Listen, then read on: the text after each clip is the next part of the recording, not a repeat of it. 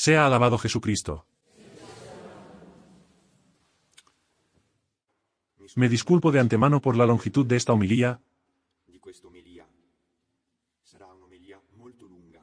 Será una homilía muy larga y será la más larga de toda mi vida sacerdotal. Sin embargo, dada la delicadeza de la cuestión que trataré, no he podido hacer de otra manera. No será mi habitual homilía improvisada, será una homilía leída, porque como les he dicho, debo ser extremadamente riguroso, preciso y detallado en lo que diré. Así que les pido que tengan la paciencia de escucharme desde el principio hasta el final para que puedan entender todo el sentido del discurso que ahora voy a realizar.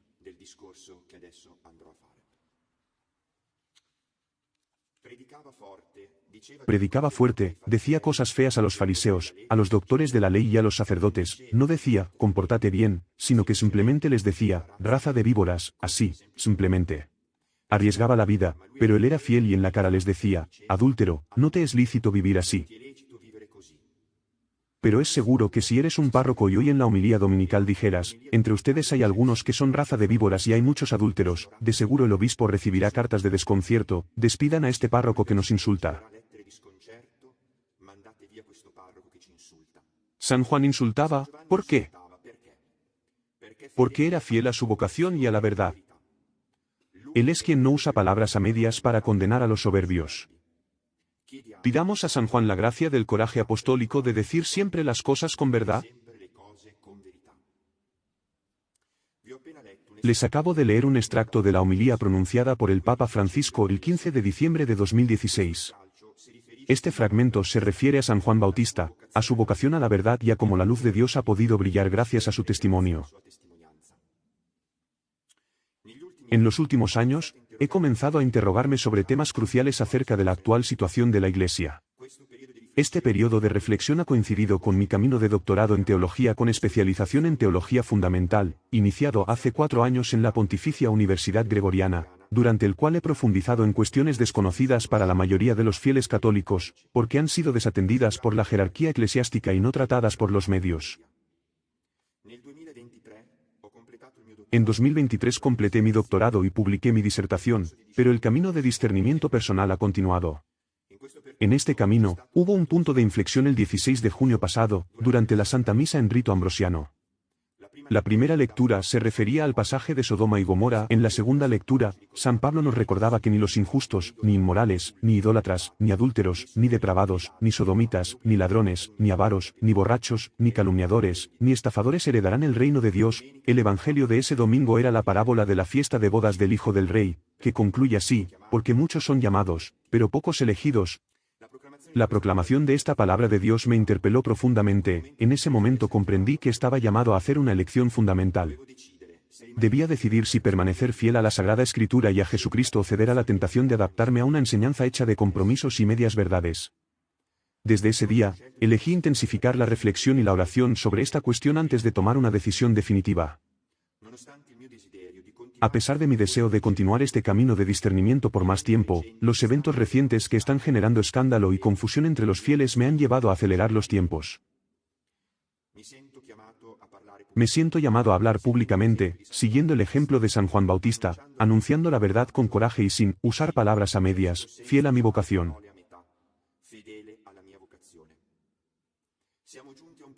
Hemos llegado a un punto crítico. Un sacerdote debe elegir si predicar lo que la Sagrada Escritura y la Iglesia siempre han enseñado o adherirse a lo que enseña el llamado Papa Francisco en su magisterio ordinario. Sí, han entendido bien, he dicho, el llamado Papa Francisco. Lo que hoy les digo y lo que sostendré con todos los argumentos y fuentes necesarias es que desde hace más de 11 años en el sillón de Pedro se sienta un hombre reconocido como Papa por la mayoría, pero que, sin embargo, no es el Papa legítimo. Los primeros dudas me surgieron al leer las publicaciones del padre Alessandro Maria Mnutele, del periodista Andrea Cionzi y del padre Fernando María Cornet. El padre Alessandro fue el primero que con gran valentía llevó a la atención del gran público el hecho de que el Papa Benedicto XVI nunca se había realmente dimitido y que, por lo tanto, la elección del cardenal Bergoglio como Papa no era válida. Andrea Cionci ha realizado y continúa realizando un trabajo paciente y cuidadoso, respaldado por latinistas, historiadores de la Iglesia, magistrados, canonistas, juristas y filósofos. La investigación de Chonchi me ha proporcionado elementos fundamentales para la interpretación jurídica de la Declaración de Benedicto XVI.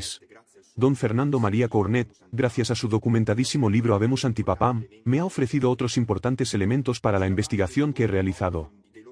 Sobre la base de sus trabajos, he profundizado y desarrollado mi posición sobre este tema, y hoy deseo exponerla públicamente. Haré ahora algunas importantes premisas antes de entrar en el fondo de lo que les he anunciado. Reconozco a todos los sumos pontífices desde San Pedro hasta el Papa Benedicto XVI y me distancio de toda forma de sedevacantismo. Reconozco el Concilio Vaticano II, siempre me he comprometido a estudiarlo y a denunciar las interpretaciones neomodernistas que se han hecho de él. Estas han provocado, desde el inmediato postconcilio hasta hoy, aplicaciones destructivas para la fe, la moral, la liturgia y la vida de la Iglesia en general. Subrayo que nunca he hablado mal de Bergoglio, ni cuando lo consideraba papa, ni posteriormente, cuando comencé a dudar de la validez de su elección. Mi predicación en los últimos 10 años, compuesta por más de 3.200 intervenciones, está toda disponible en línea, todos pueden verificar lo que estoy diciendo. Soy y quiero seguir siendo católico, fiel a la Iglesia, al papado, al sacerdocio, y es por eso que estoy aquí ahora para decir lo siguiente. Para comprender plenamente las razones de mi afirmación, Benedicto XVI nunca se ha realmente dimitido, por lo tanto, el Papa Francisco no es Papa, es esencial examinar los fundamentos jurídicos que la sostienen. Me gustaría subrayar que mi demostración es de carácter jurídico, canonístico y no inmediatamente teológico.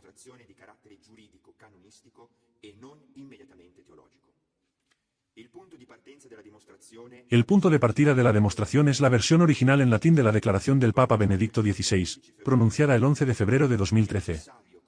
Es necesario considerar la versión latina porque la declaración oficial fue pronunciada en este idioma.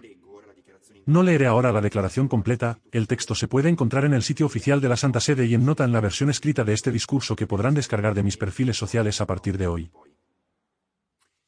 Existen varios elementos en la declaración del Papa Benedicto XVI que contribuyen a hacerla inexistente como acto jurídico.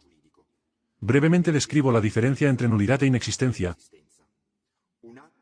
Un acto nulo es un acto jurídico que está afectado por vicios que lo hacen incapaz de producir los efectos jurídicos que le serían típicos y que, por lo tanto, es como si nunca hubiera sido realizado. Un acto inexistente, en cambio, es un acto en el cual faltan del todo los elementos constitutivos, tanto que ni siquiera puede ser definido como un acto jurídico. El acto de renuncia de Benedicto XVI es inexistente porque carece de la voluntad de abdicar, como se deduce de varios factores. En primer lugar, se trata de una mera declaración. La fórmula, declaro que renuncio, en jerga legal, no es lo mismo que decir, yo renuncio. El Papa debería haber dicho, declaro que renuncio, como efectivamente renuncio, o una fórmula similar. Así como fue pronunciada, la declaración de Benedicto XVI es, precisamente, solo una declaración, no un acto jurídicamente válido, ni a la declaración le siguió ninguna ratificación. Como destaca don Fernando María Cornet, el título dado por Benedicto XVI al documento es, declaratio, es decir, declaración, y no, renuncia, o, abdicación. Esto resulta sorprendente, además, porque habitualmente los actos de los papas no tienen un título sino que toman el título de las primeras palabras del texto mismo, en este caso, sin embargo, Benedicto XVI decidió poner un título específico. La declaración de Benedicto XVI introduce un término temporal que difiere la entrada en vigor de la presunta renuncia al 28 de febrero. En la jurisprudencia en general y en la literatura canónica en particular, esta posibilidad no está contemplada. La renuncia al papado tiene las características de lo que en jerga se llama acto jurídico puro.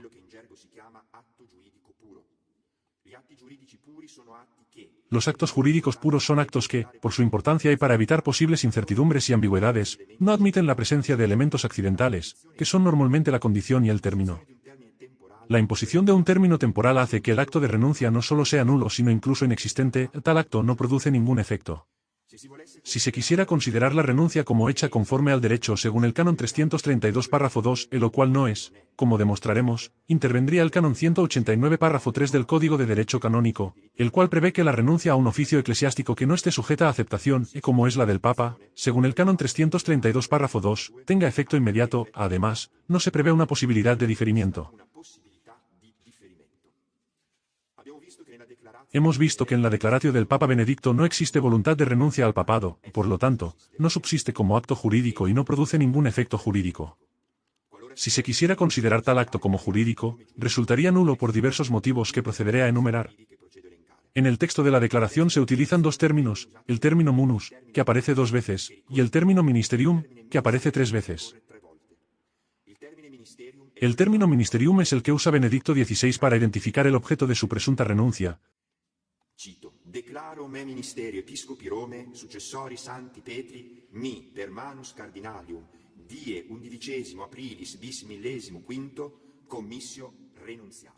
Declaro renunciar al ministerio de obispo de Roma, sucesor de San Pedro, que me fue confiado por mano de los cardenales el 19 de abril de 2005.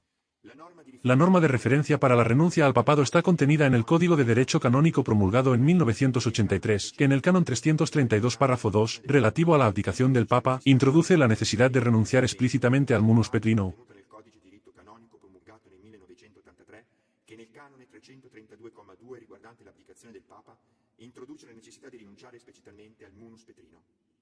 Questa precisazione era assente. Esta precisión estaba ausente en el correspondiente canon 221 de la edición anterior, el Codex Iuris Canonici de 1917.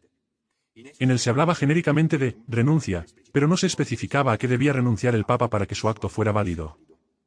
Benedicto XVI, en el momento en que escribe y pronuncia un acto histórico de enorme relevancia histórica y jurídica, aunque utiliza la palabra munus en otros lugares de la declaración, cuando indica explícitamente a qué declara querer renunciar, usa otra palabra. No dice munus, como requiere el canon 332 párrafo 2 del Código de Derecho Canónico, única norma existente sobre la abdicación del Papa, sino que usa la palabra ministerium. En la traducción italiana de la declaración esto pasó desapercibido porque ambos términos, munus y ministerium, fueron indebidamente traducidos como ministero. Volveré más adelante sobre la cuestión de las traducciones, pero en latín, los dos términos munus y ministerium tienen acepciones diferentes, tanto en el uso clásico del idioma como en el latín jurídico de la Iglesia. Para continuar con nuestra demostración es necesario considerar las fuentes del derecho canónico de las cuales se puede extraer el significado de los términos munus y ministerium, referidos al sumo pontífice. El uso técnico de los dos términos en el contexto del derecho canónico más reciente puede explicarse así. Munus se refiere a la oficina, dignidad y responsabilidad espiritual del Papa como sucesor de Pedro y cabeza de la Iglesia universal. Ministerium representa la ejecución práctica y visible de tal oficina, es decir, las acciones concretas que derivan de ese munus. En síntesis extrema, el munus del Papa es la esencia de su encargo divino, mientras que el ministerium es la expresión práctica de ese munus en la guía cotidiana de la Iglesia. Con cierta simplificación útil para la comprensión, podemos decir que el munus, conferido directamente por Dios, significa ser Papa, mientras que el ministerium tiene que ver con el ejercicio práctico del rol de Papa, es decir, hacer el Papa. Por lo tanto, el canon 332 párrafo 2 requiere la renuncia al munus, pero el Papa Benedicto XVI ha hablado de renuncia al ministerium. Resulta entonces que Benedicto XVI ha declarado querer renunciar al ministerium, y no al munus, cesando así en el ejercicio del rol de Papa, aunque permaneciendo como Papa. Sus palabras en la última audiencia general del 27 de febrero de 2013 lo confirman, el siempre es también un para siempre, no hay un regreso a lo privado. Mi decisión de renunciar al ejercicio activo del ministerio no revoca esto. No porto más la potestad del oficio para el gobierno de la Iglesia, pero en servicio de oración permanezco, por así decirlo, en el recinto de San Pedro. El léxico usado por Benedicto XVI no encuentra precedentes ni siquiera en las fórmulas de abdicación utilizadas por otros papas. Cito 2 ejemplos. Celestino V, que abdicó en 1294, dijo: Esponte, hace libere cedo papatu y et exprese renuncio loco et dignitati honeri et honori, abandonó libre y espontáneamente el papado y renunció expresamente al trono, a la dignidad, a la carga y al honor que ello conlleva.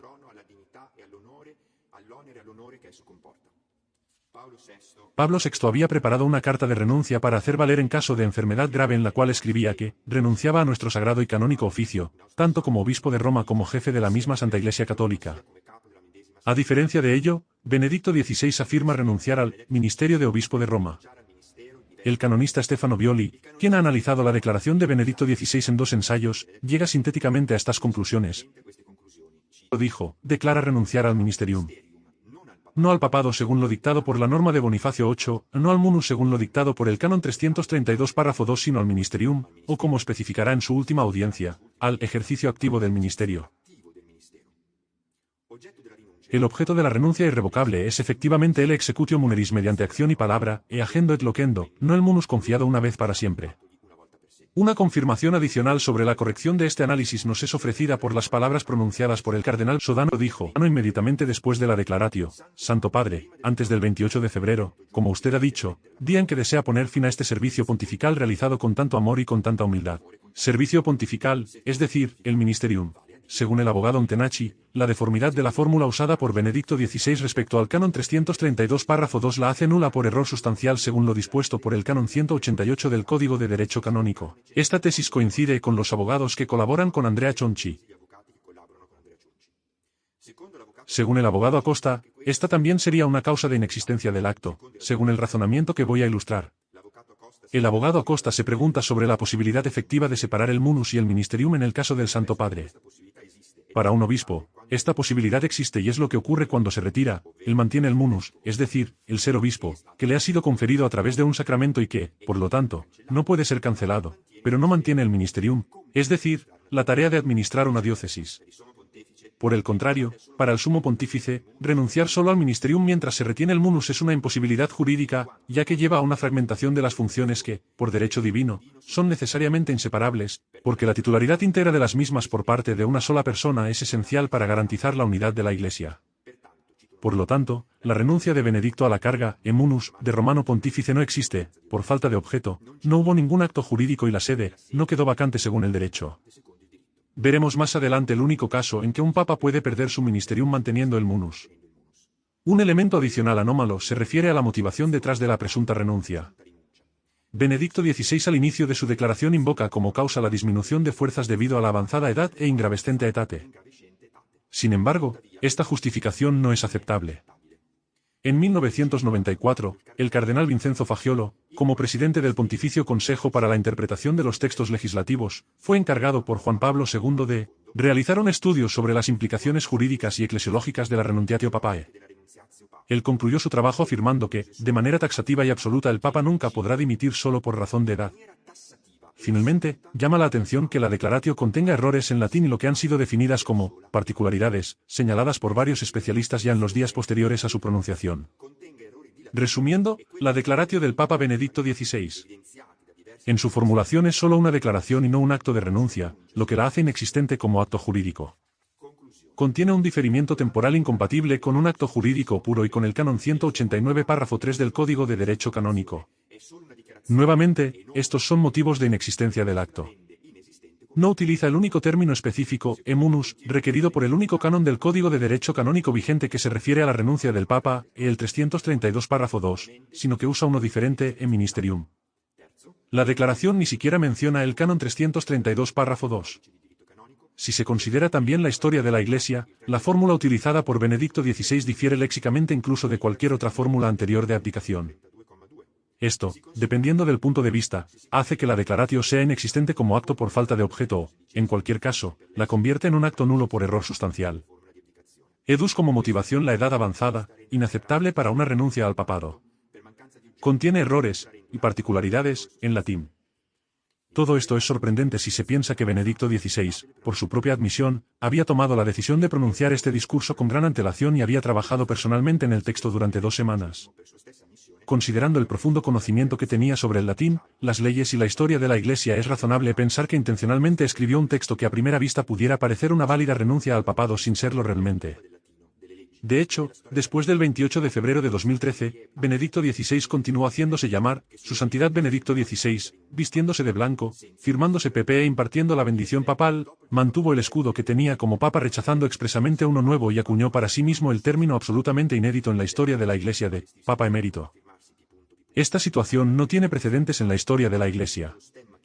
Solo para dar 2 ejemplos, Celestino V, en el mismo momento en que formuló su renuncia descendió del trono, se quitó el anillo, la tiara y el manto, se vistió con la túnica de la congregación monástica que él mismo fundó y se retiró a vivir como ermitaño.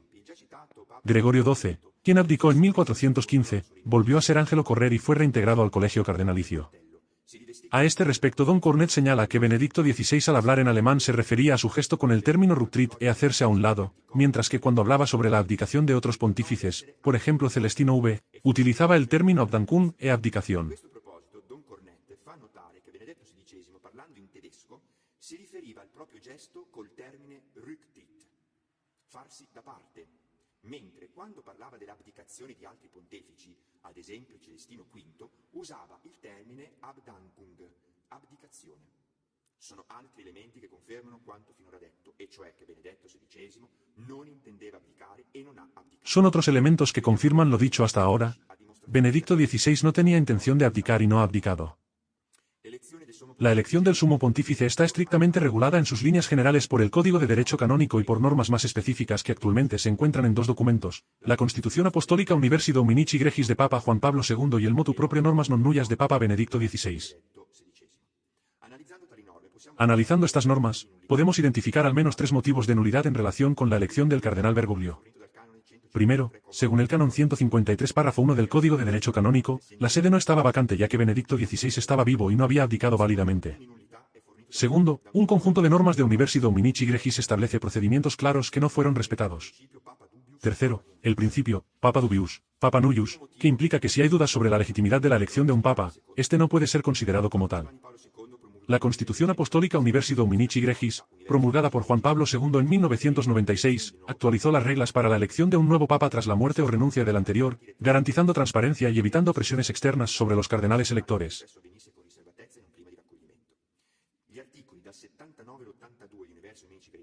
Los artículos 79 a 82 prohíben a los cardenales prometer votos o tomar decisiones sobre el sucesor en reuniones privadas, y algunas conductas pueden llevar a la excomunión latae sententia. Sin embargo, se ha demostrado que durante el pontificado de Benedicto XVI hubo grupos de presión dentro del colegio cardenalicio, en la inminencia del conclave de 2013, incluso interferencias externas por parte de poderes políticos internacionales.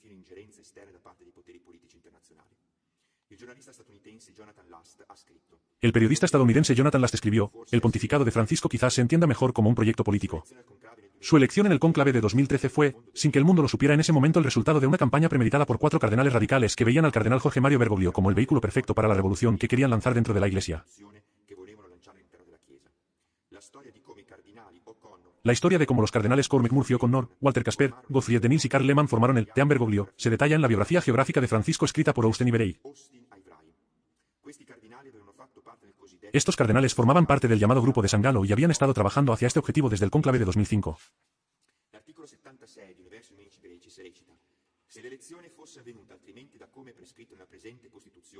El artículo 76 de Universi Dominici Gregis establece que si la elección se llevó a cabo de manera diferente a lo prescrito, esta es nula e inválida sin necesidad de declaración al respecto. Por lo tanto, dado que la elección del Papa Francisco ocurrió de manera distinta a lo previsto en esta Constitución, es nula e inválida. Existe un elemento adicional proveniente de la tradición canónica que debe considerarse. Se trata del criterio, Papa dubius, Papa nullius, Papa dudoso, Papa nulo, que parafraseado significa que si hay dudas sobre la legitimidad de la elección de un papa, entonces este no es considerado papa.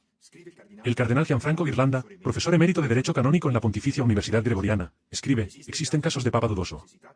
Si se trata de una duda positiva e insoluble sobre la legitimidad de la elección, la doctrina afirma que el papa dudoso es un papa nulo, de hecho, nunca ha recibido la potestad, ya que por naturaleza su jurisdicción postula súbditos que deben obedecer, pero nadie está obligado a obedecer a un superior incierto. Tendríamos un papa sin súbditos. Este criterio se aplica en general a todos los superiores eclesiásticos. Si existe aunque solo sea una duda, y no una certeza, sobre si el superior realmente tiene el cargo que dice tener, no se le debe obediencia. Esto por razones teológicas evidentes. El Evangelio de Jesús es un evangelio de libertad y la obediencia en sentido cristiano encuentra su razón solo en la medida en que la autoridad representa y transmite la voluntad de Dios. Un usurpador nunca podrá hacerlo. Regresando al principio, Papa dubius, Papa nullius, he ilustrado las razones que demuestran la invalidez de la elección del cardenal Bergoglio. Otros sacerdotes, teólogos, canonistas, abogados e intelectuales han planteado objeciones similares o diferentes. Es un hecho que la elección del cardenal Bergoglio ha sido cuestionada desde varios frentes y cada una de estas hipótesis no ha recibido refutaciones oficiales. Desde la Santa Sede no ha habido ninguna contradicción a las abundantes argumentaciones presentadas a lo largo de los años, ni siquiera una simple toma de distancia respecto a ellas.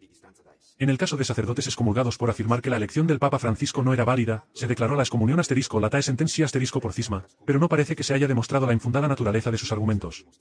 Este es un problema porque el Papa Francisco es indudablemente un papa dudoso, y muchos han cuestionado su elección, por lo tanto, según el criterio, Papa dubius, Papa nullius, no debería ser considerado papa. A mayor razón, no pueden ser excomulgados por cisma aquellos que, al dudar de su elección, se niegan a obedecerle. De hecho, numerosas fuentes de diferentes épocas coinciden en afirmar que no comete un delito de cisma quien se niega a obedecer a un papa dudoso.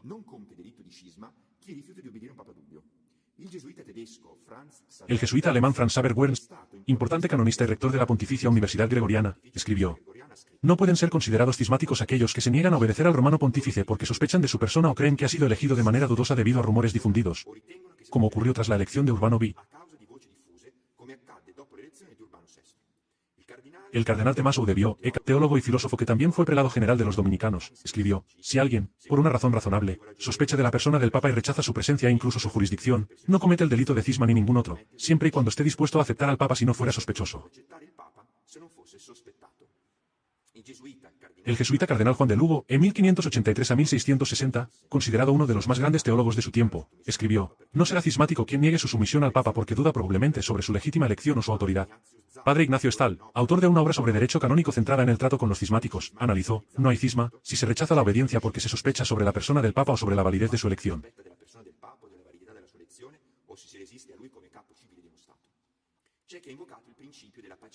Algunos han invocado el principio de adhesión pacífica y universal de la Iglesia para defender la validez de la elección del Papa Francisco. Aunque no esté codificado como norma jurídica, este concepto ha sido desarrollado en eclesiología. Se basa en el dogma de la indefectibilidad de la Iglesia y se refiere a la legitimación de un Papa a través de la aceptación pacífica y universal por parte del conjunto de la Iglesia. Hay al menos dos argumentos que contrastan con la aplicación de este principio en el caso que estamos tratando. 1. Como demuestra el abogado Ferro Canale, este principio, que no es norma jurídica, está en conflicto con el derecho canónico. El abogado Ferro Canale ilustra dos casos en los cuales el derecho prevé elecciones papales nulas e inválidas incluso con adhesión universal. También la historia muestra cómo la adhesión universal no siempre ha sido garantía de veracidad del Papa. Existe el caso del antipapa Juan XXIII, cuyo nombre permaneció en el anuario pontificio durante 500 años antes de ser eliminado.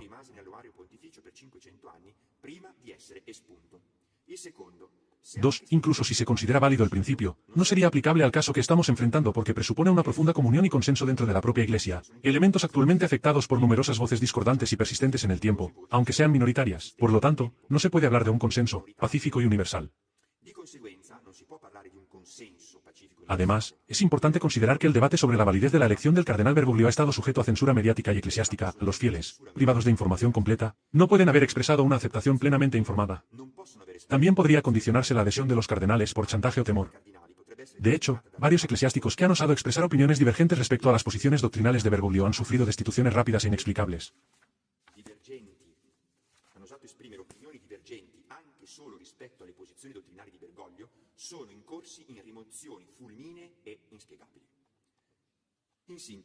En todos los casos aquí tratados, la consecuencia es que Bergoglio no es papa, nunca ha sido papa y no tiene ningún derecho como pontífice. La sede de Pedro está vacante desde el 31 de diciembre de 2022, aunque esto no ha sido declarado oficialmente y el llamado Papa Francisco es por lo tanto un antipapa y habría incurrido en excomunión *latae sententia*. Dado que Bergoglio y al menos parte del colegio cardenalicio siempre han sido conscientes de la invalidez de su elección, tampoco se puede presumir buena fe necesaria para invocar el principio de suplencia, y por lo tanto todos los actos realizados por Bergoglio desde su elección son nulos. En particular subrayo que no es válida la creación de cardenales. Recuerdo también que durante una sede impedida, desde 2013 hasta la muerte de Benedicto XVI, o durante una sede vacante, desde la muerte de Benedicto XVI hasta hoy, el colegio cardinalicio, las congregaciones o los dicasterios solo pueden ocuparse de asuntos ordinarios y urgentes sin tomar decisiones que puedan considerarse innovaciones o modificaciones significativas en la vida de la Iglesia. Esto según lo estipulado por el canon 335 del Código de Derecho Canónico que dice: mientras esté vacante o totalmente impedida la sede romana, nada debe modificarse en el gobierno de la Iglesia universal, más bien deben observarse las leyes especiales emitidas para tales circunstancias. Hablaremos más adelante sobre la sede impedida durante Benedicto XVI. Esta situación también sienta las bases para una sucesión antipapal porque un conclave al cual participen pseudocardinales nombrados por Bergoglio sería nulo e inválido según *Universi Dominici Gregis número 33. Según este documento, solo los cardenales válidamente creados pueden elegir al Papa. Después de examinar por qué la elección del cardenal Bergoglio no puede considerarse válida, es crucial explorar las motivaciones que llevaron a Benedicto XVI a una renuncia sin efectos jurídicos, esto también para disipar cualquier sospecha o juicio negativo sobre él. ¿Qué llevó a Benedicto XVI a emitir una declaración sin efectos jurídicos? Hemos examinado hasta ahora, desde el punto de vista canónico, los numerosos elementos que han afectado la validez de la elección del cardenal Bergoglio. Comprendimos que el principal punto es la ausencia de efectos jurídicos de la renuncia de Benedicto XVI. También entendimos que Benedicto XVI no pudo haber producido inconscientemente una declaración tan anómala, debe haber sido un gesto intencionado. Entonces, ¿por qué lo hizo? para una visión amplia y documentada de la situación en la que se encontraba Benedicto XVI al momento de la declaración, remito a los análisis realizados por autores como Antonio Souchi, Estefanía Acosta y Andrea Cionzi. En resumen, estos contribuyen a explicar la presión ejercida por los poderes globalistas sobre la Iglesia Católica. Estos grupos de poder buscan crear un mundo cada vez más unipolar e ideologizado, basado en la globalización económica y cultural, donde las soberanías nacionales se reducen y el poder Sichenel se canaliza bajo el control de estructuras supranacionales. La Iglesia Católica representa un obstáculo significativo para estos objetivos por varias razones. En primer lugar, al ofrecer a Jesucristo a las almas, genera individuos libres que no se someten a ninguna ideología o estructura, excepto a Dios. Esta promoción de la verdad y la auténtica libertad humana la convierte en enemiga eterna de los poderes mundanos. Además, promueve valores tradicionales, especialmente en temas familiares y morales, que están en conflicto con las tendencias globalistas. La Iglesia defiende la dignidad de la persona, cada vez más amenazada por ideologías radicales, denuncia el progreso desmedido que produce una mercantilización del ser humano y se opone a prácticas como el aborto y la eutanasia, que los poderes globalistas buscan legitimar a nivel mundial. Desde hace tiempo, estos poderes han comenzado una batalla contra la Iglesia Católica para eliminar el freno que ésta representa para sus objetivos. Las presiones sufridas por Benedicto XVI fueron tales que lo hicieron incapaz de gobernar efectivamente la Iglesia debido a divisiones internas y resistencias a su autoridad. Algunos incluso han hipotetizado situaciones de chantaje, aunque no podemos tener certeza al respecto. Esta reconstrucción ofrece solo un resumen extremo de eventos complejos. Pero profundicemos ahora en lo que lógicamente podría ser la motivación que obligó al Papa a actuar como lo hizo. Una de las estrategias utilizadas por los poderes globalistas para orientar a la Iglesia hacia posiciones más conciliantes con su agenda ha sido asegurarse el apoyo de muchos altos prelados dentro de la jerarquía eclesiástica. Esto también se ha logrado mediante infiltraciones masónicas dentro de la Iglesia. La masonería siempre ha buscado subvertir a la Iglesia Católica, moldeándola según su propio espíritu gnóstico y durante casi 2 siglos ha trabajado en secreto para colocar en el sillón de Pedro un candidato favorable a su agenda. Concentremos nuestra atención en este aspecto. Como ya mencionamos, las leyes de la Iglesia, específicamente la Constitución Apostólica *Universi Dominici Gregis *, establecen que una elección papal diseñada mediante acuerdos o promesas de votos es nula e inválida. Por lo tanto, una elección manipulada por grupos de poder externos o internos a la Iglesia sería nula e inválida y resultaría en un antipapa. Pero si esto ocurriera, ¿quién podría descubrirlo? Con alta probabilidad, todo el orbe católico aceptaría al nuevo papa como válidamente elegido. Tengamos en cuenta esta perspectiva y volvamos a los hechos relacionados con la declaratio. Si el Papa Benedicto XVI no hubiera pronunciado esa declaración en febrero de 2013, tras su muerte se habría convocado un conclave regular. En cambio, al ser ineficaz como acto de renuncia al papado, ha creado las condiciones para un conclave inválido. Consideremos que en circunstancias normales un acto así tendría graves repercusiones morales para quien lo lleva a cabo. De hecho, si bien Benedicto XVI actuó temiendo que tras su muerte fuera elegido un pontífice con ideas heterodoxas, no podría haber hecho lo que hizo sin faltar gravemente a su fe contra el dogma de la indefectibilidad de la Iglesia. Esto se debe a que incluso si hubiera un candidato con ideas heterodoxas, tras una elección válida recibiría la gracia del Estado y la asistencia del Espíritu Santo, por lo tanto, no podría profesar herejías. Un ejemplo significativo es el Papa Pío II, quien tras su elección abjuró las ideas no ortodoxas que había profesado en su juventud. Dado que no podemos dudar de la fe de Benedicto XVI en el dogma de la indefectibilidad de la Iglesia, la lógica nos lleva a concluir que él tenía información que le daba certeza sobre que la elección de su sucesor sería nula e inválida debido a violaciones a las normas de *Universi Dominici Gregis *. Además, debemos suponer que se encontró en una situación donde sería imposible demostrar o conocer dicha invalidez posteriormente. Hoy sabemos que los cardenales del llamado Grupo de San Gallo trabajaron activamente para hacer elegir a su candidato. Conociendo muchas dinámicas internas del colegio cardenalicio y habiendo asistido al conclave del 2005, no es difícil pensar que Benedicto XVI descubrió esta realidad mucho antes que nosotros. El Papa se encontró entonces ante una disyuntiva: permitir que tras su muerte fuera elegido secretamente un antipapa o intentar una estrategia para frustrar los planes de los enemigos de la Iglesia formulando una declaración sin efectos jurídicos. Cabe señalar que un conclave inválido, incluso después de la declaratio, habría sido evitable. Los cardenales que notaron las anomalías mencionadas por ejemplo aquellos que permitieron manipulaciones en sus traducciones, podrían haber planteado inmediatamente el asunto e impedir convocar un conclave. Esto no sucedió, por lo tanto es importante señalar que la responsabilidad real por lo ocurrido no recae sobre Benedicto XVI sino principalmente sobre quienes entendieron y guardaron silencio maliciosamente.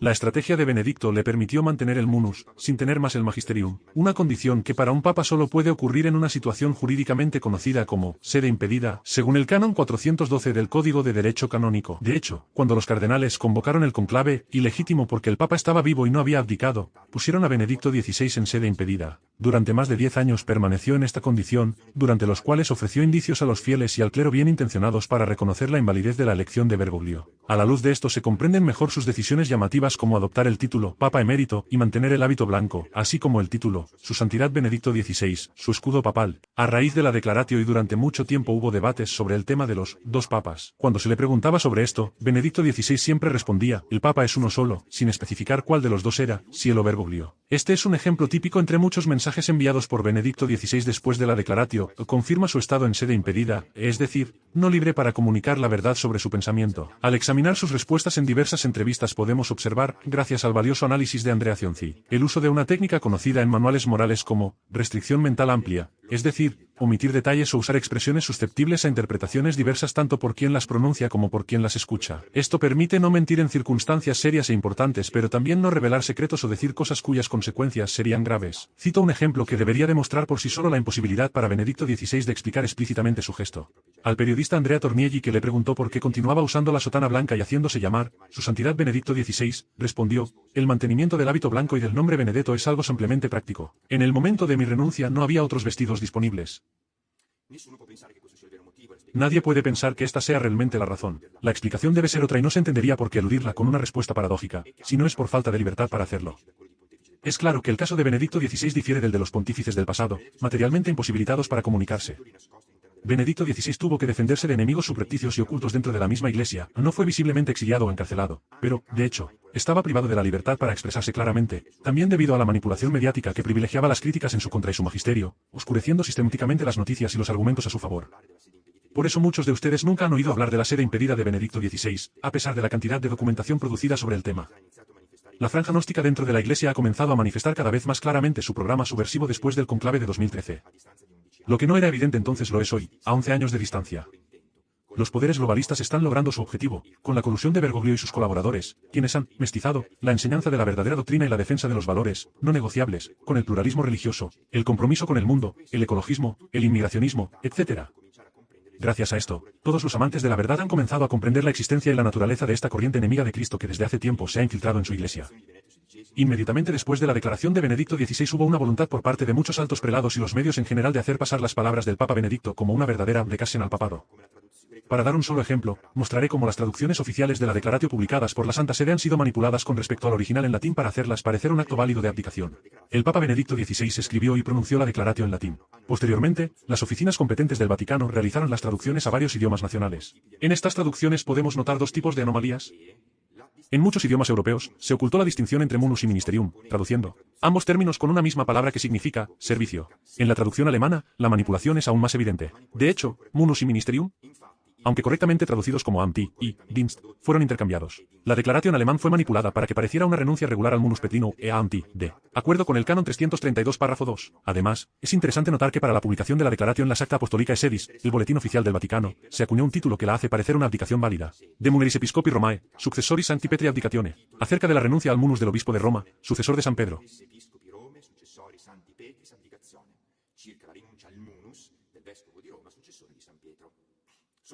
Han pasado 11 años desde la supuesta renuncia de Benedicto XVI y casi 2 años desde su muerte, y sin embargo, a pesar del revuelo causado por las serias dudas sobre la legitimidad del nombramiento papal de Francisco, ninguna voz oficial se ha pronunciado aún. La falta de una posición oficial de la Iglesia es aún más preocupante si se considera la gravedad del contexto en el que este papado está ejerciendo su ministerio. Un contexto en el que flota la duda sobre su validez efectiva. ¿Cómo puede la Iglesia descuidar la resolución de cualquier controversia posible sobre la legitimidad del papado de Francisco, como si ignorara que la duda sobre su elección legítima se traduce, inevitablemente, en la nulidad efectiva de su mandato?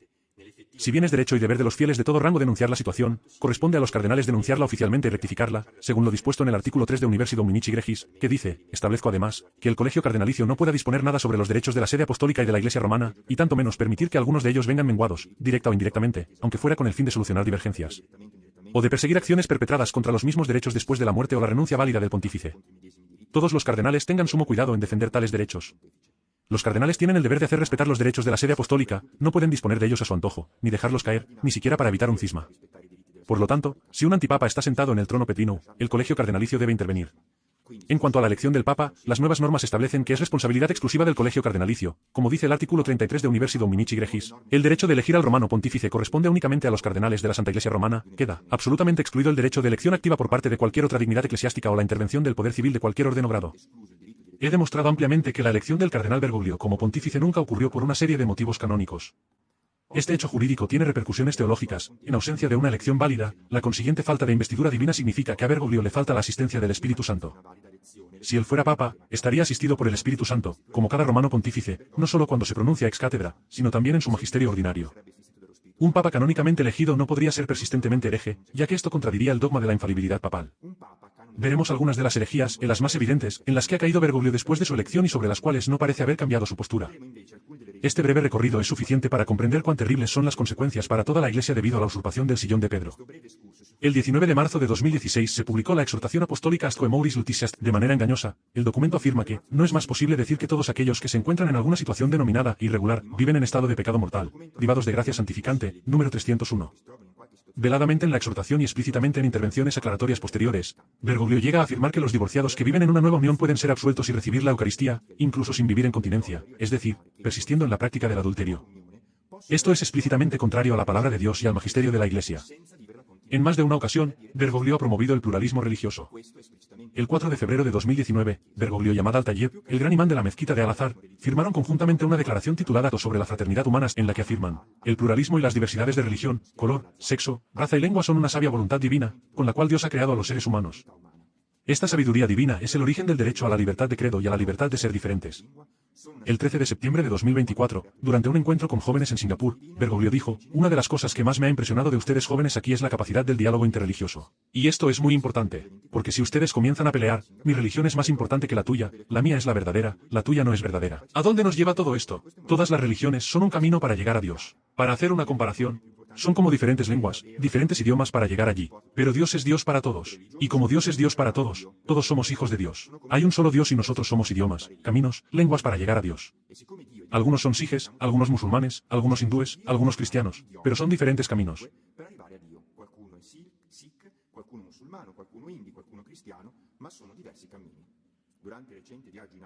Durante su reciente viaje a Asia, en Yakarta, Indonesia, Bergoglio impartió una bendición, válida para todas las religiones, sin invocar a la Santísima Trinidad y sin hacer el signo de la cruz. Es herético afirmar que Dios quiera positivamente el pluralismo y la diversidad de las religiones tanto cristianas como no cristianas. A este respecto cito algunas fuentes seguras que muestran cómo el pluralismo es contrario a la doctrina de la Iglesia. En la declaración Codominus Yasasco de la Congregación para la Doctrina de la Fe se señala que el anuncio misionero perenne de la Iglesia está hoy en peligro por teorías relativistas que buscan justificar el pluralismo religioso no solo de facto sino también de jure.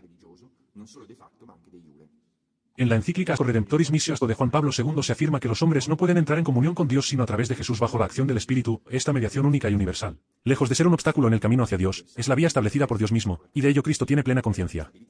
Aun cuando no se excluyan mediaciones parciales, de cualquier tipo y orden, estas, sin embargo, cobran significado y valor únicamente por la mediación de Cristo y no pueden ser entendidas como paralelas y complementarias. De un discurso de Juan Pablo II, por consiguiente, es erróneo considerar a la Iglesia como un camino de salvación al lado de los que constituyen otras religiones, las cuales serían complementarias con respecto a la Iglesia, encaminándose juntamente con ella hacia el reino escatológico de Dios. Así pues, se ha de excluir cierta mentalidad de indiferentismo, marcada por un relativismo religioso que termina por pensar que a una religión vale la otra, a Redemptoris Missio, número 36. Es interesante señalar que, hace apenas unos días, el 16 de septiembre de 2024, el arzobispo emérito de Filadelfia, Chapet, escribió un artículo titulado El Papa y las otras religiones, en el que criticaba las declaraciones hechas a los jóvenes en Singapur. Chapet señaló que, si bien todas las religiones expresan la búsqueda de Dios, solo Jesucristo es el camino hacia la salvación, como lo afirma claramente la doctrina católica. También enfatizó que la tarea del pontífice es enseñar la fe de manera clara, ya que comentarios vagos o imprecisos pueden generar confusión entre los fieles. En varias ocasiones, Bergoglio ha afirmado que el sacerdote siempre debe conceder la absolución, incluso cuando el penitente no tiene intención de arrepentirse. Pero esto contradice la enseñanza de la Iglesia sobre el sacramento de la penitencia, que requiere el arrepentimiento del penitente, como lo afirma el canon 987 del Código de Derecho Canónico y el número 1451 del Catecismo de la Iglesia Católica. El 10 de diciembre de 2022, durante un encuentro con seminaristas en Barcelona, Bergoglio afirmó que, aunque no se vea un propósito de enmienda, siempre se debe perdonar, en ningún caso se puede negar la absolución, pues de lo contrario el sacerdote se convertiría en instrumento de un juicio malvado, injusto y moralista. El 18 de mayo de 2024, en la Basílica de San Sino en Verona, hablando a sacerdotes y consagrados sobre el sacramento de la penitencia, afirmó: por favor, perdonad todo, perdonad todo. Y cuando la gente venga a confesarse, no vayáis allí a indagar, pero, ¿cómo? Nada. Por favor, que no sea una sesión de tortura. Por favor, perdonad todo. Todo. Y perdonad sin hacer sufrir, perdonad abriendo el corazón a la esperanza. El 24 de septiembre de 2024, al encontrarse con los jesuitas en Timor-Este, reiteró nuevamente que se debe perdonar siempre, añadiendo: confieso que en 53 años de sacerdocio no he rechazado nunca una absolución, aunque fuera incompleta. En varias ocasiones, Bergoglio ha promovido o participado en cultos paganos de la Madre Tierra. El 7 de octubre de 2019, día de la fiesta de Nuestra Señora del Rosario, en la apertura del Sínodo sobre la Amazonía, Bergoglio, junto con algunos cardenales y obispos, llevó en procesión a la Basílica de San Pedro una estatua de madera que representaba a la divinidad pagana de la Madre Tierra llamada Pachamama.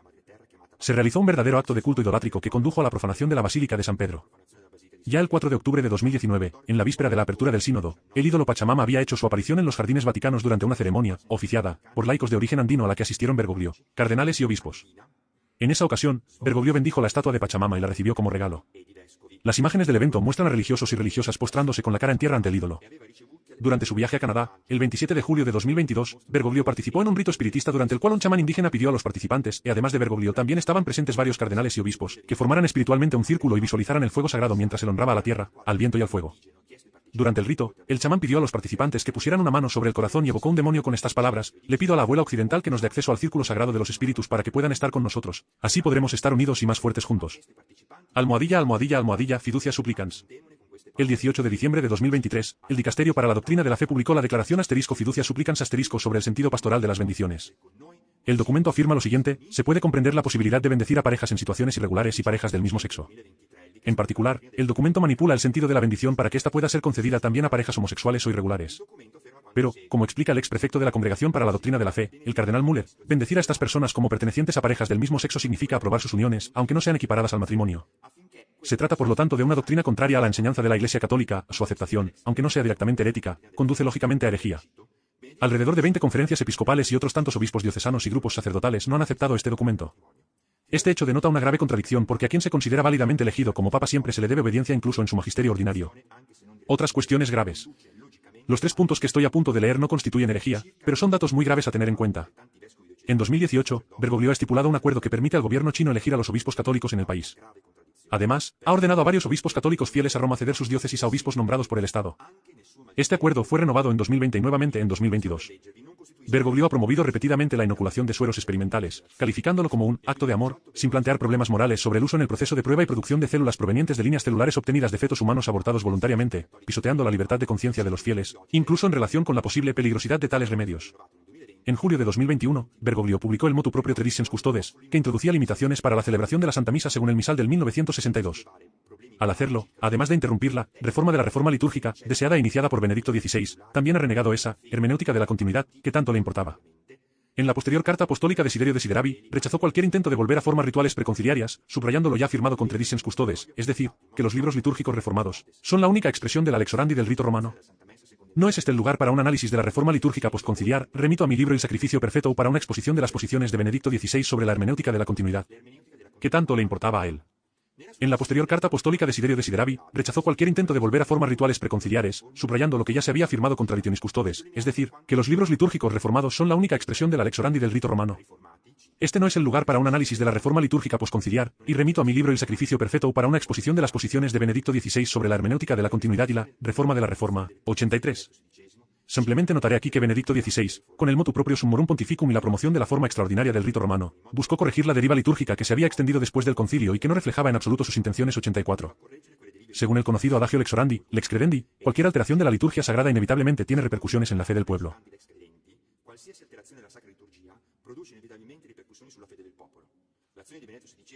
Las acciones de Benedicto XVI estaban dirigidas a restaurar el sentido de lo sagrado, que las interpretaciones erróneas de la reforma litúrgica habían gradualmente despojado del rito. Podría ser interesante notar, en este sentido, un precedente histórico. Inglaterra en el siglo XVI, en menos de 50 años, pasó de ser una nación fervientemente católica a una anglicana.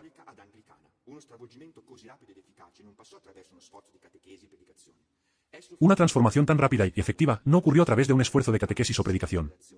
Fue logrado por Thomas Cranmer, arzobispo de Canterbury, mediante la simple redacción e imposición del Book of Common Prayer, el conjunto de ritos de la Iglesia anglicana, que reemplazó a los libros litúrgicos católicos.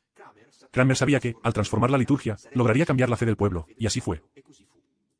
Concluyo este excursus reafirmando que Bergoglio está visiblemente trabajando para socavar la fe católica desde sus raíces. Esto es posible porque él no es papa, por lo tanto carece del munus petrinum, es decir, de investidura divina, y por ende también carece del auxilio del Espíritu Santo. Análisis sobre la situación actual. Ahora deseo aclarar las 3 posiciones que se pueden adoptar respecto a la situación creada con la muerte del último Papa Benedicto XVI. La posición bergogliana y legitimista corresponden a este perfil. Los fieles que no son conscientes del antipapado y han estado impedidos primero y ahora vacante, actúan por ignorancia creyendo erróneamente que Bergoglio es papa. Quiero subrayar aquí que existe también una forma culpable de ignorancia. He observado, y continúo observando, muchas personas incluyendo sacerdotes que no se informan adecuadamente, ellos adhieren al pensamiento dominante sin conocer las fuentes.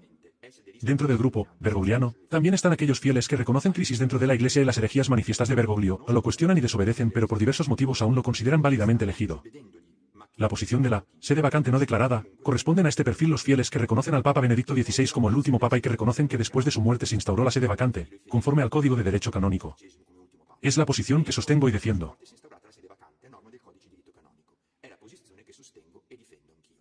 La posición sedevacantista tradicionalista corresponden a este perfil los fieles que reconocen la crisis de la Iglesia y las herejías manifiestas de Bergoglio. Ellos lo cuestionan, le desobedecen y no lo consideran válidamente elegido, pero cometen el grave error de no considerar verdaderos papas ni siquiera a los pontífices elegidos después de Pío XII. Mi posición. A pesar de renovar mi estima hacia el sodalicio sacerdotal mariano, deseo informarles que no he solicitado ser parte de él. Esta decisión ha sido tomada en conciencia por razones personales y no está motivada por hostilidad. Por lo tanto, les pido que no utilicen este hecho como pretexto para fomentar divisiones entre sacerdotes. Lo que ya une a todos los sacerdotes que han elegido la verdad por encima de todo es la fidelidad a Jesucristo y a su Iglesia. Es el quien, hablando a nuestros corazones sacerdotales, nos hace comprender dónde y cómo quiere que operemos, guiándonos con su amor providente. Esta es en síntesis mi posición. Afirmo que Bergoglio no es el Papa, es decir, no ha recibido la investidura divina, emunus, sino que ejerce solo y legítimamente el ministerio, ministerium, pudiéndose por lo tanto calificar como usurpador del trono petrino. Afirmo que Bergoglio ha caído en diversas herejías según lo que he demostrado anteriormente. Reitero, no pretendo afirmar que Bergoglio no sea Papa porque es hereje, o que deba ser depuesto porque es hereje. Afirmo que él nunca ha sido Papa por lo demostrado en la primera parte de mi discurso, Benedicto XVI nunca se ha dimitido, por lo tanto el conclave posterior fue nulo e inválido. El hecho de que haya caído en herejía es, más bien, la prueba de la invalidez de su elección. De hecho, nunca podría un Papa canónicamente elegido ser hereje, porque ello contradiría el dogma de la infalibilidad papal. Por lo tanto, espero, orando y sufriendo como nos enseñó el Papa Benedicto XVI, que los cardenales creados antes de 2013, excluyendo a los pseudocardinales nombrados por Bergoglio, intervengan para proteger debidamente los derechos de la sede apostólica, y como se indica en el art. 3 de Universi Dominici Gregis. Reconociendo la falta de abdicación del Papa Benedicto XVI. Declarando la muerte del Papa ocurrida el 31 de diciembre de 2022. Y procediendo a la inmediata convocatoria del conclave para la elección de un nuevo pontífice legítimo. Dado que el art. 3 de Universi Dominici Gregis otorga a los cardenales el poder deber de intervenir para proteger los derechos de la sede apostólica, en caso de impedimento o ocupación de la sede pueden y deben intervenir. Reconozco esto como el único camino viable para solucionar la situación. El 6 de junio de 2024 se presentó ante el Tribunal del Estado de la Ciudad del Vaticano, por parte de Andrea Chonchi y su equipo de abogados, la solicitud para el reconocimiento de la nulidad de la abdicación del Papa Benedicto XVI. A pesar de haber pasado varios meses, el tribunal aún no ha dado respuesta sobre una cuestión tan central como es la validez de la elección de un pontífice. Esto es muy grave. Este silencio corrobora la sospecha de que no se desea abordar el asunto porque enfrentarlo significaría tener que admitir que nos encontramos ante un caso gravísimo. Espero que pronto se examine la solicitud presentada y se le dé respuesta adecuada, comenzando lo más pronto posible los procedimientos para restablecer la justicia en la cúspide de la Iglesia, persiguiendo a los culpables, restableciendo a aquellos que han sido injustamente perseguidos y sobre todo convocando un conclave válido para elegir al sucesor del Papa Benedicto XVI. Regreso brevemente al tema de la concomitancia de dos papas, recordando que, en la historia de la Iglesia, ha ocurrido muchas veces que hubo dos papas. Sin embargo, cada vez que esta situación se ha presentado, solo uno era el legítimo pontífice, mientras que el otro fue elegido inválidamente, es decir, era un antipapa. Esto nos enseña la historia de la Iglesia, que debe ser nuestra maestra en esta difícil situación. La verdad siempre ha triunfado en el pasado, y debemos orar y actuar para que triunfe también hoy.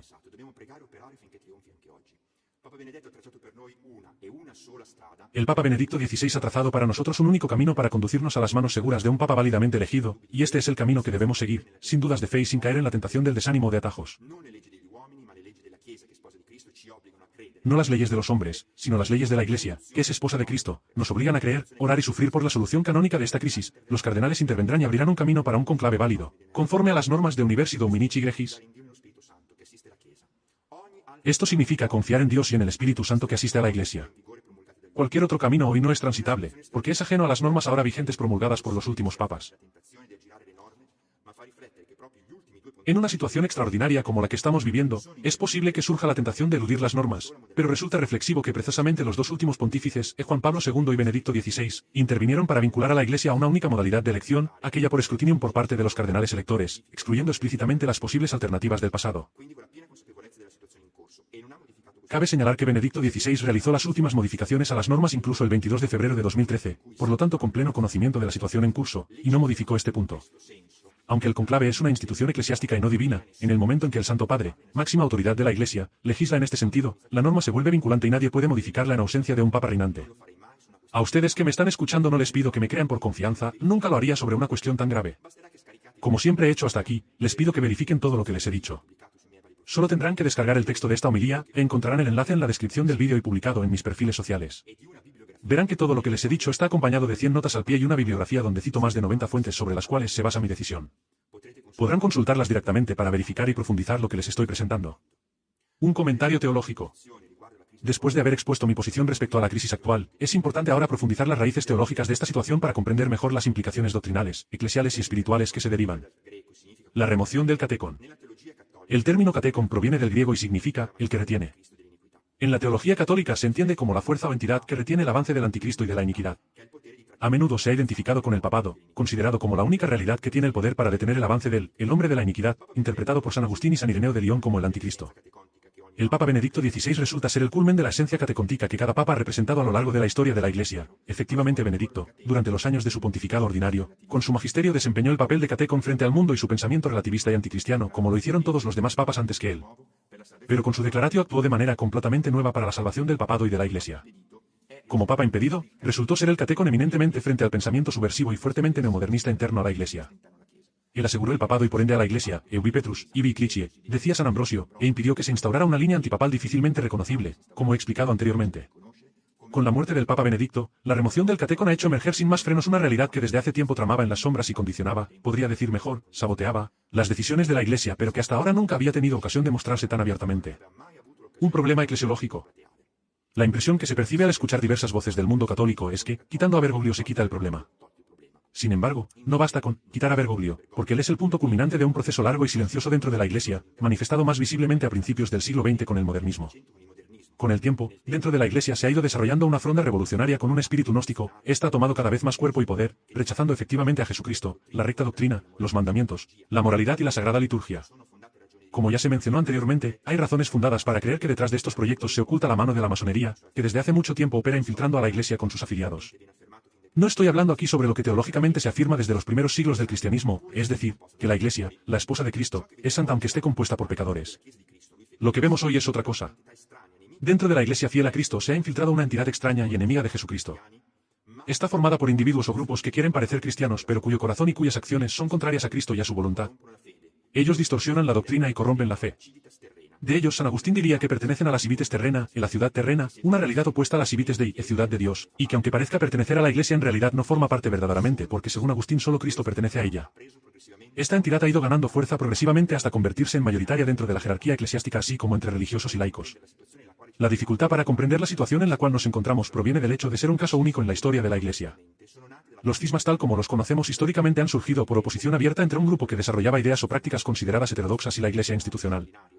Estos conflictos doctrinales, disciplinarios o de poder generalmente han llevado a una ruptura. Por lo tanto, la Iglesia ha mantenido sus estructuras y la continuidad con la tradición apostólica, mientras que el grupo cismático, no reconocido, se ha separado y ha buscado una nueva colocación, formando a su vez nuevas estructuras y comunidades.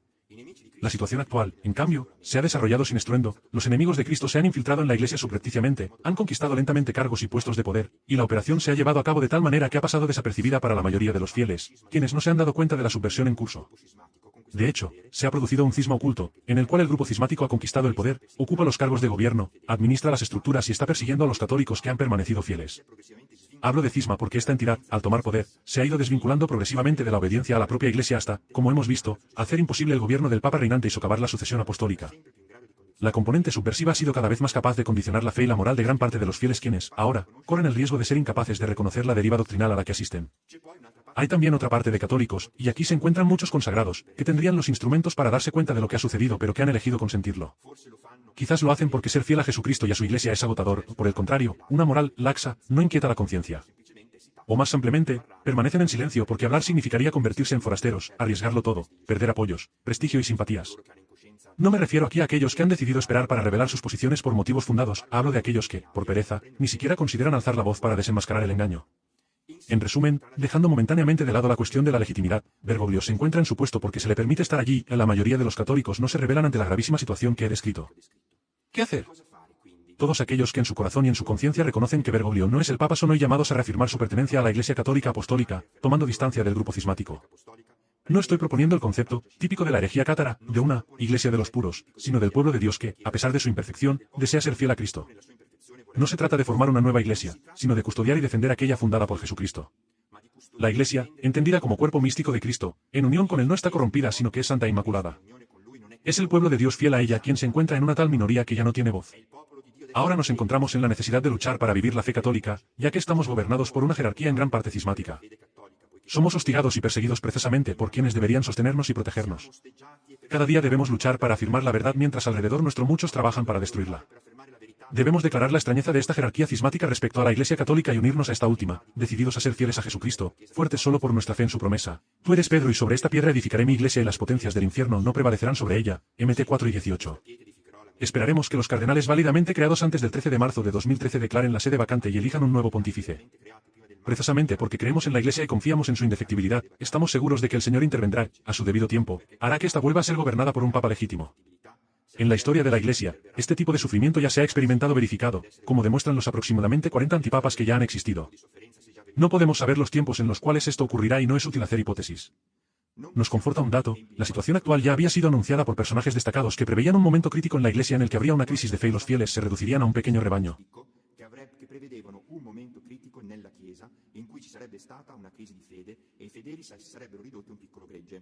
El entonces profesor Ratzinger dijo en 1969, de la crisis actual emergerá una Iglesia que habrá perdido mucho. Se volverá pequeña y deberá comenzar más o menos desde el principio. Comenzará desde pequeños grupos, desde movimientos y desde una minoría que volverá a poner la fe y la oración en el centro de la experiencia y experimentará nuevamente los sacramentos como servicio divino y no como un problema de estructura litúrgica. Pablo VI le dijo a Youngington, ahora me repito la frase oscura de Jesús en el Evangelio de San Lucas, cuando el Hijo del Hombre regrese, ¿encontrará aún fe en la tierra? A veces releo el Evangelio del fin de los tiempos y constato que en este momento emergen algunos signos de este fin. ¿Estamos cerca del final? Puede suceder que este pensamiento no católico dentro del catolicismo se convierta mañana en el más fuerte. Pero nunca representará el pensamiento de la Iglesia. Debe existir un pequeño rebaño, por muy pequeño que sea.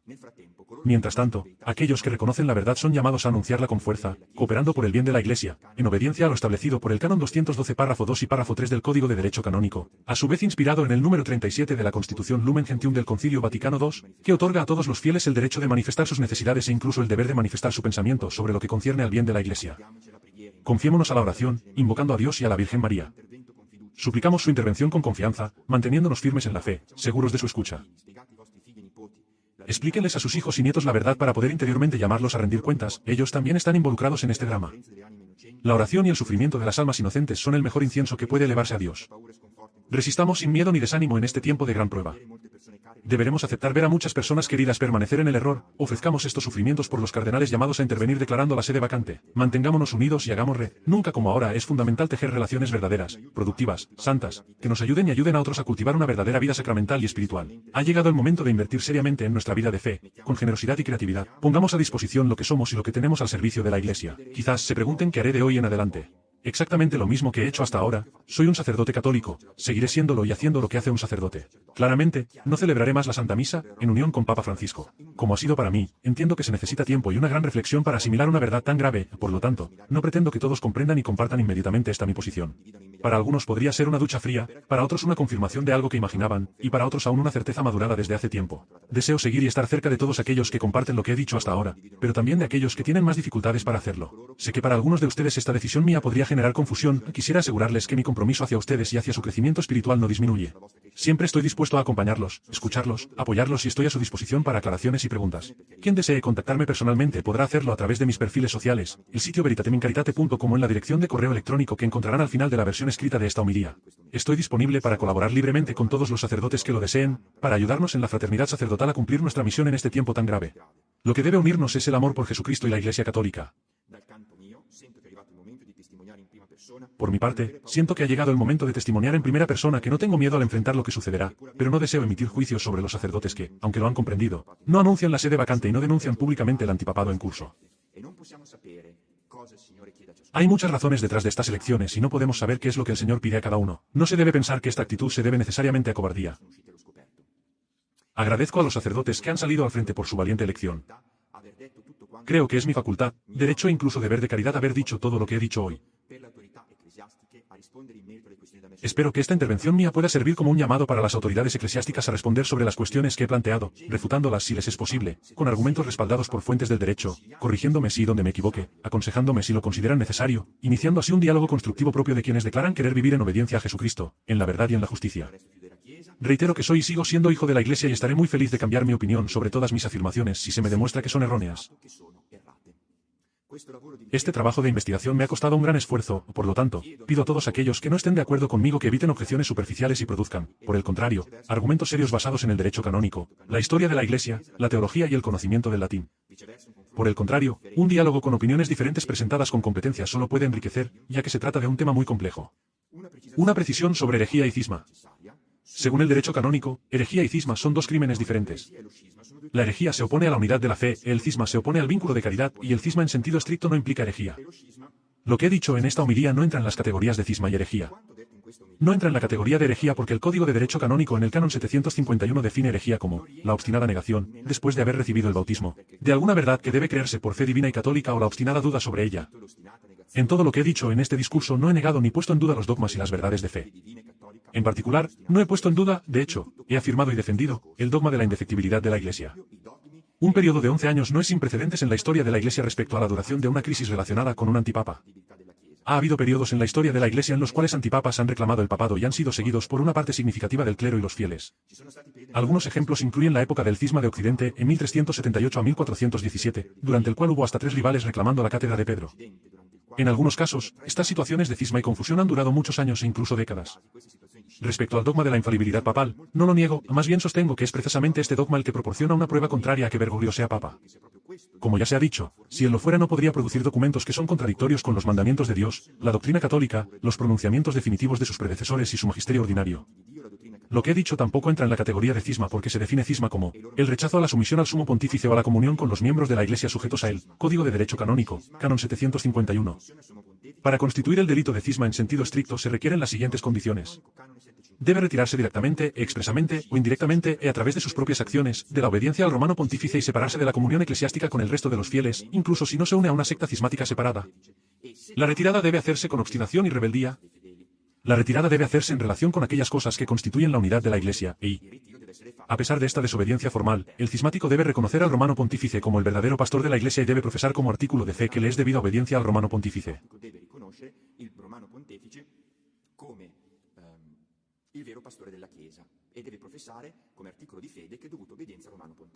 Pero, como se ha reiterado varias veces, toda esta discusión parte del hecho de que el llamado Papa Francisco no es papa. Si Bergoglio no es el romano pontífice, desobedecerle a él y a la jerarquía en comunión con él no es cisma. En los próximos días volveré sobre este texto y lo comentaré gradualmente en mis canales sociales, dedicando a cada parte el tiempo necesario, leyendo también todas las notas para permitir a todos comprender profundamente una cuestión tan delicada. Quiero cerrar esta intervención leyendo una fábula extraída de una película. Precisamente de esta fábula he tomado inspiración para el título de mi intervención de hoy.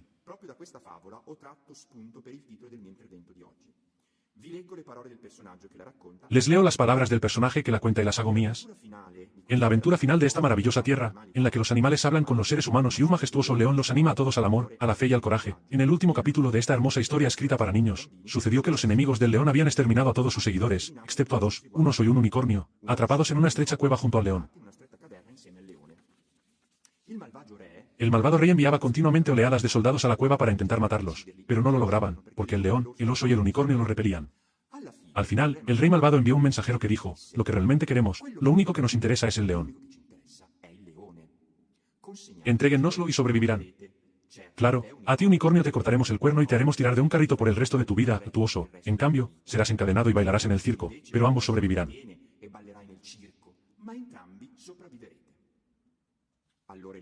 Entonces el león miró a sus amigos a los ojos y les preguntó, ¿qué piensan hacer? El oso y el unicornio sonrieron y respondieron, entre todas las formas en que podríamos morir, esta es precisamente la que elegiríamos. El oso, el león y el unicornio no buscaban el camino más fácil. Jesús tampoco lo estaba buscando cuando aceptó la cruz.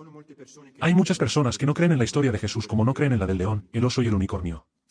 Yo estoy aquí con ustedes esta mañana porque creo en ambas y nunca entregaré a ese león. Sea alabado Jesucristo.